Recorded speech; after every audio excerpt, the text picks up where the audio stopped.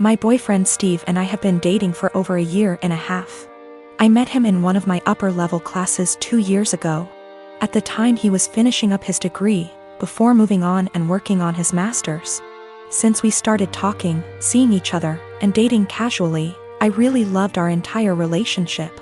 Steve and I had a lot of similar interests, which included traveling. We did a small trip to South America a couple months ago for a few weeks, Peru and Chile. We had an amazing time. It was once we got back from our trip that I saw our relationship in a whole different way. We traveled well together, and bonded in a new way. I knew I was in a great relationship. I thought we had a great relationship, until I got some news a few days ago. 3 days ago, I went over to drop a MacBook charger over at my best friend's house, Chenille. Chenille and I have been best friends since we were in high school from the age of 16 years old. I have always considered her to be my number one, and closest person in my life. I have noticed that the past 6 months we haven't hung out in the same capacity that we usually have. Both of us have been busy with our lives, school, work, relationships, etc. But I kinda got the feeling after this past year of university around April that she was starting to move away. She had a bad with her ex that lasted under a year. He cheated on her with a coworker, and the rest is history. They broke officially around the end of January. As I went over to drop off her extra charger that she borrowed, I talked with her mom for a bit. Chenille ended up getting called in to pick up an extra serving shift at the restaurant she has worked at during her degree. Her mom wanted to talk to me about a few things. I was puzzled. Chenille's mom was always really outgoing and funny. We had known each other for over 8 years at least. But she wanted to have a serious talk. Chenille's mom, Karen, went on to tell me that she saw Steve and Chenille sneak around the back of the house about a month or so ago. Karen went on to explain that she noticed this happening 2 other times. At first, she thought we were all hanging out. But Karen told me that she got a weird gut feeling on this situation. She told me that I should talk to Steve and Chenille ASAP. Steve and I were supposed to go out for dinner last night. He picked me up, and off we went. I felt really bad and humiliated the entire time we were out. We ate dinner, had a couple drinks, but we didn't talk much.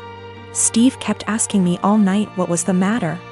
I told him nothing. Finally, when we got back to my place, we sat in my room and I asked him, and told him what Chenille's mom, Karen, is told me. He didn't answer. In fact, he went pale white. That gave me the answer I needed. I broke down and Steve tried to comfort me. I didn't want him touching me. I didn't even want to hear it. I told him to leave, but I basically had to force him to leave. I tried calling Chenille and texted her that I needed to talk to her. I got no response. Not one. Basically, 2 of the closest people I have had in my life betrayed me. This is so terrible and I feel so bad. I have like no one right now. My girlfriend and I have been together for 6 years. I know she's been wanting to get married and wanting for me to propose for a really long time. I've always put it off cause I never felt I was at the right spot for it, and I wanted to wait for the right time. Nevertheless, I know she's been waiting for it patiently for a long time, and if it was up to her, we would have gotten married years ago before I was even ready. Anyway, I figured since she's waited so long, I wanted to make it as perfect for her as possible. I chose the weekend of our 6th anniversary of our first date to propose to her. I was planning to have her come over to our house, I would have my mom and sister vacate for the night, and I would prepare a very nice dinner for her and would propose during that. I had written out this really long speech which I'd memorized after much practice because I wanted it to be perfect. Now my girlfriend has always wanted me to learn how to cook. I'm ashamed to say I've never properly learned how to cook, and I've never been really good at it. Since I live with my mother and sister at home, they always cook for me and they've never really needed me to cook. It's always one or the other of them, or both of them, doing cooking. At best, I'd just do washing up or chop up onions or something simple. I told them, look, I desperately need to learn how to cook a very nice meal. I told them she's always wanted me to learn how to cook. And it would be great if I could surprise her with this excellent dinner that I've made myself. She would never expect it from me. She would be thrilled. I told them I might just need some guidance. They weren't that enthusiastic first. They were like, "We're really busy, we don't have time to teach a child how to cook." I told them it's really important, and to help them understand the gravity of the situation. I told them I was proposing tonight. They both went crazy and excited, like, oh my god, have you bought a ring yet?" I showed them the ring, and my sister went flipping crazy, screaming, crying tears. I told them I was probably going to ask for their opinion on it anyway. And they were really enthralled and so excited and happy for me. My sister was literally crying and breathing heavily. They asked for details and everything about how I was going to propose. I recited the long speech I'd memorized. They told me it was beautiful, they love it, she'll love it. Again, my sister was crying even. I told them, so this is why I need to cook tonight. She's always wanted me to learn to cook, and if I make a nice meal for her, I want to make our night as magical as possible. My sister was like, no way, if you cook, you'll it up. Just let us cook for you, and say you did it. I said, no, it has to be me, it has to be me. It's really important that I do it, I don't want to deceive her. We reached a compromise and they said we can do it together. My mom supervised, my sister will take charge. And I'll basically just follow instructions and help her out. It turned out going really good, but how much I really contributed is questionable. They ended up taking way too much over me. Way more than I had planned. I had wanted to do it all myself with their guidance, but I ended up being just a helper while my sister did most of the work. I didn't want to let that spoil the night, so I just let it go. Then my girlfriend arrived at the door, and my mom and sister were getting ready to go out. When they greeted her, my mom was acting cool, polite, very poker face about it, I guess 'cause she's a mature adult. My sister on the other hand was acting like a jittery little schoolgirl, just jumping out. It was really cringy and awkward to watch. She kept telling my girlfriend how beautiful she looked tonight, how excited she was for her, how we were perfect for each other. The way she was smiling and acting too excited really gave it all away. She said, he's got something really special planned for you. I kept trying to push her out the door and telling her to shut up, but she just wouldn't, and she kept chatting to my girlfriend. I wanted to push her out, but my girlfriend told me I was being rude to her, and I should let the talk. I just sighed and knew it would end badly, but my sister kept being as unsubtle as possible. I really wish I could be a fly on the wall here tonight, you are so lucky, if only you knew. My girlfriend was then, is he going to propose? My sister didn't say yes, or no. She just gritted her teeth in a big smile like SND just started screaming and crying and hugging me, suffocating me. My mom was trying to pull my sister away, but she just started screaming, show her the ring. Show her the ring. I told her to seriously shut up, and that my mom was clearly waiting for her, but she kept shouting, show her the ring. I tried to explain to them that this really wasn't the way I had planned it. I wanted to do it when we were alone and I had a long speech planned. They both just wanted to see the ring. I said, can I at least say the speech? My sister was like, you should let him say it, it's a really beautiful speech. I started and I barely got 2 sentences in when she interrupted me and was like, actually it's 2. Long, you can say it later, just show her the ring. I wanted to wait until we were alone so I could say the speech and then show the ring, but they were both literally screaming at me to show them. I told my sister she'd already seen it, she said she wanted to see it again, and my girlfriend told me I had to show it to her now. I showed them the ring again and they both started shouting and screaming. They literally both jumped on me and pinned me to the couch like a lion grappling a dying elephant, and ripped the ring from my hand like a lion tearing meat from its prey. I told them to get off, they were suffocating me. But they were both literally hugging me to death while screaming like hyenas into my ears. It was like WWE or something, it was unreal. I tried to pull away, but they were both just hugging and kissing me and screaming into my ears, clawing at me and the ring like rabid animals, squeezing and suffocating me. My mother did nothing to help. She just stood there laughing as I went down. I realized they were mainly interested in the ring, so I let them have it and crawled away to the side of the couch where I could breathe properly. I felt the evening was ruined already. I had nearly just been clawed to death. I didn't know if my clothes were ripped. My hair was completely messed up. I had both their lipsticks smudged on my face from their dual hyena attack. And my clothes were a complete mess now. It was an infuriating mess of a situation and I felt gross. I just sat quietly there for at least 2 hours while my mother, girlfriend, and sister sat together looking at the ring, talking and chatting amongst themselves and acting like I wasn't there. The entire evening was ruined. My mom and sister were meant to be going out for the night. They didn't even leave once and were there the entire time. The food that I had made was getting cold. I told them dinner was getting cold. They all said they weren't hungry and just sat there looking at the ring, obsessing over it like they are Gollum or something. Me, the boyfriend, the groom, may have as well been invisible. They were all completely ignoring me, pretending like I wasn't there. I had planned this perfect evening between my girlfriend and I where I could propose. I'd been preparing it for such a long time. It was completely hijacked by my mother and sister. My sister spoiled it and didn't even feel bad about it. Worst of all, my girlfriend didn't even seem to mind. I told her this wasn't the evening I had in mind. She didn't care. She was too excited about the fact we're finally engaged. I didn't even get a chance to say my speech.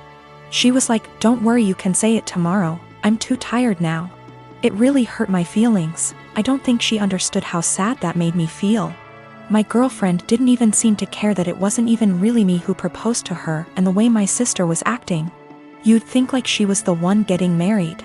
This entire evening I'd planned out for so long. I'd been entirely cut out of it. Sidelined. Reduced to a spectator. After we finally did have the dinner, I asked my girlfriend if we could spend some time together in bed before she goes back home for the night. She was like, "We can't. Your mom and sister are here. We can't just leave them." I told her they weren't even meant to be here. They were meant to have gone out tonight. And they both were like, Yeah. Go upstairs. Don't worry about us." I told her she really shouldn't worry about them. We should both just go upstairs and spend some time together. She was like, "No. It would feel too weird and awkward." Well, that bad so much. I felt like the entire night was ruined. I'd barely gotten anything out of it. I didn't even spend any time with my girlfriend. My sister completely spoiled and ruined everything. The entire night was hijacked.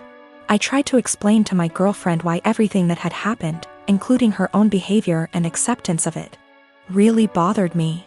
She didn't seem to understand and just brushed it aside. I explained to my mom, and she sort of understood and was apologetic, but tried to dump most of the blame on my sister. My sister was still in an excited, giddy mood. I asked her what was wrong with her. She said nothing. I told her she'd ruined the entire night and she acted like a 12-year-old or a clown. She got offended and denied it. She refused to see what she'd done wrong and how she'd ruined everything. I don't understand her behavior at all or why she would even act that way. I'm kind of hurt and offended by everything that's happened and the way they reacted to it. Do I have the right to feel this way?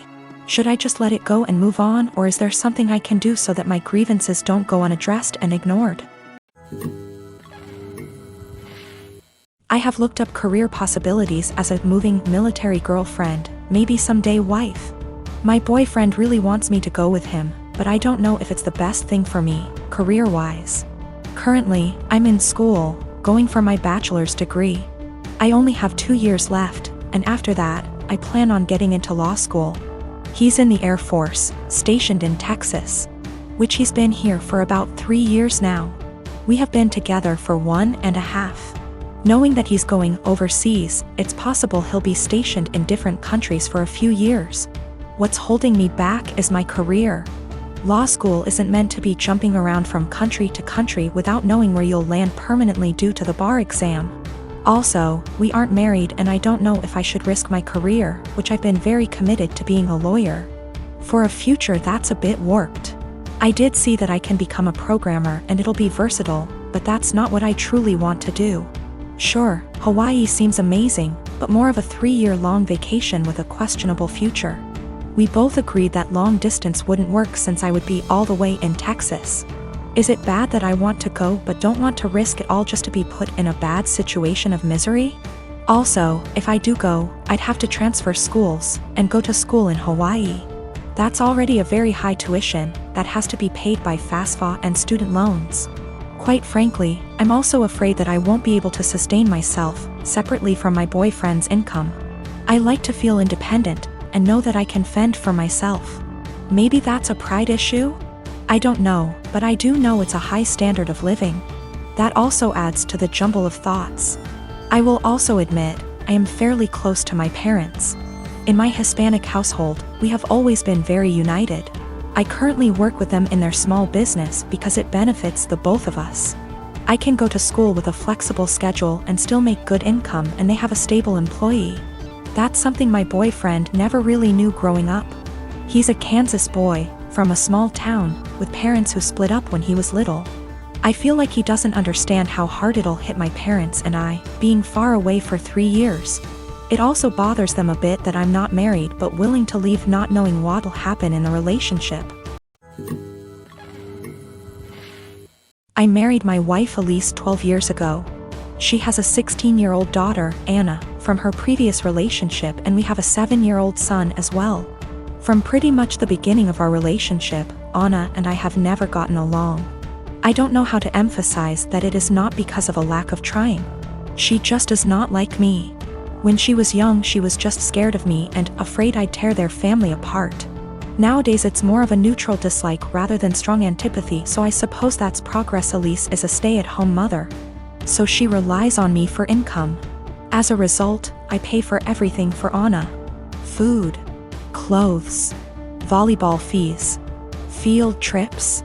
I take an interest in her hobbies. I go to her games. I'm not saying I'm perfect, but I try my damn hardest to be the stepfather I can. But it's so hard.